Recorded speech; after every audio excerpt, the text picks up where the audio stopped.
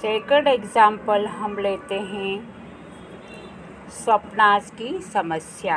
यानी स्वप्ना की क्या समस्या है वो जब उधार लेती है तो। स्वप्नास प्रॉब्लम।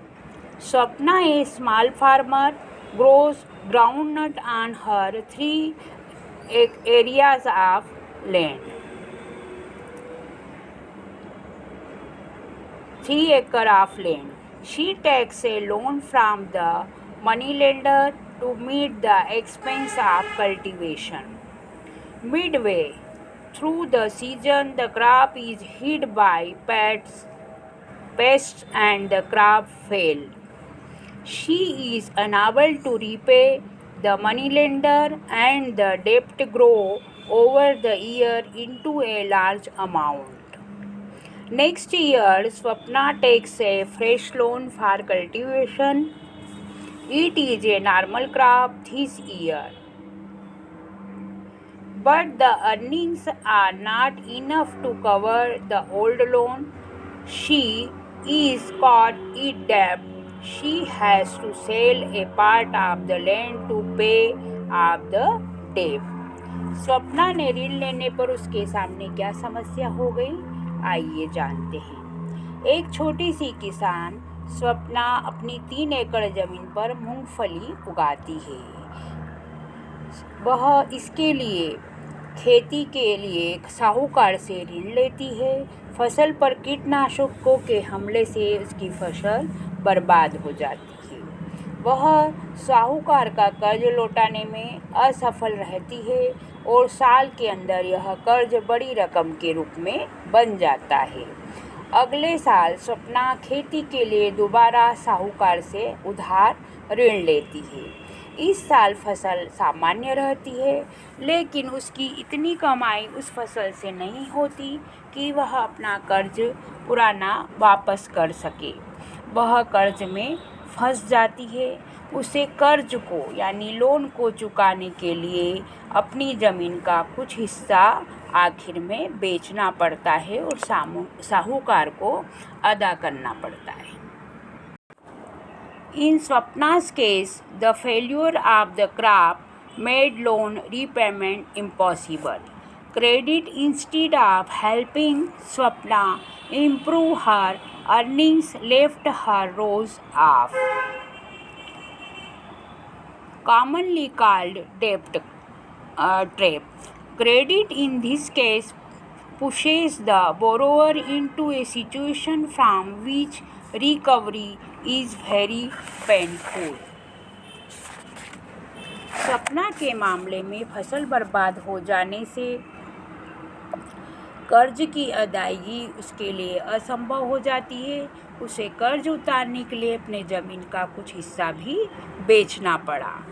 ऋण ने स्वप्ना की कमाई को बढ़ाने के बजाय उसकी स्थिति और बदतर यानी कि हालत खराब कर दी। इसे आम भाषा में कर्ज जाल भी कहा जाता है। इस मामले में ऋण कर्जदार को यानी कि लोन कर्जदार को ऐसी परिस्थिति में धकेल देता है जहां से बाहर निकलना काफ़ी कष्टदायक होता है।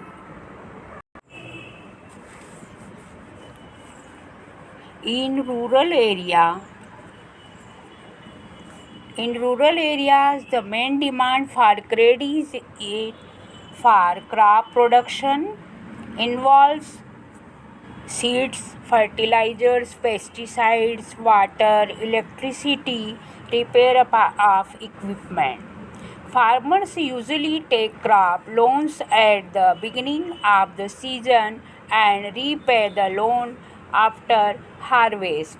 Repayment of the loan is crucially dependent on the income from farming. ग्रामीण क्षेत्रों में यानी ऋण की साख की मुख्य मांग फसल उगाने के लिए होती है। किसान अपनी फसल उगाने के लिए लोन लेता है। फसल उगाने में बीज, खाद, कीटनाशक दवाओं, पानी, बिजली, उपकरणों की मरम्मत इत्यादि पर काफ़ी खर्च होता है। इनको खरीदने और फसल की बिक्री होने के बीच कम से कम 3-4 महीने का अंतराल हो जाता है। आमतौर से किसान ऋतु के आरंभ में फसल उगाने के लिए उधार लेते हैं और फसल तैयार होने के बाद वापस कर देते हैं। उधार की अदायगी मुख्यतः उनकी फसल की कमाई पर निर्भर रहती है।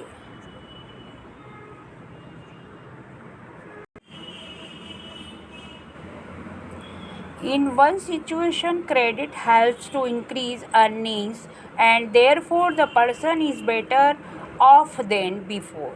In another situation, because of the crop failure, credit pushes the person into a debt trap. Whether credit would be useful or not, therefore depends on the risks in the situation and whether there is some support in case of loss. एक स्थिति में ऋण यानी कि loan आय बढ़ाने में जो सहयोग करता है, जैसा कि हमने सलीम के उदाहरण में देखा, जिससे व्यक्ति की स्थिति पहले से भी बेहतर हो जाती है। दूसरी स्थिति जैसे कि स्वप्ना, उसकी फसल बर्बाद होने के कारण व्यक्ति ऋण यानी कि लोन व्यक्ति को अपने जाल में फंसा देता है।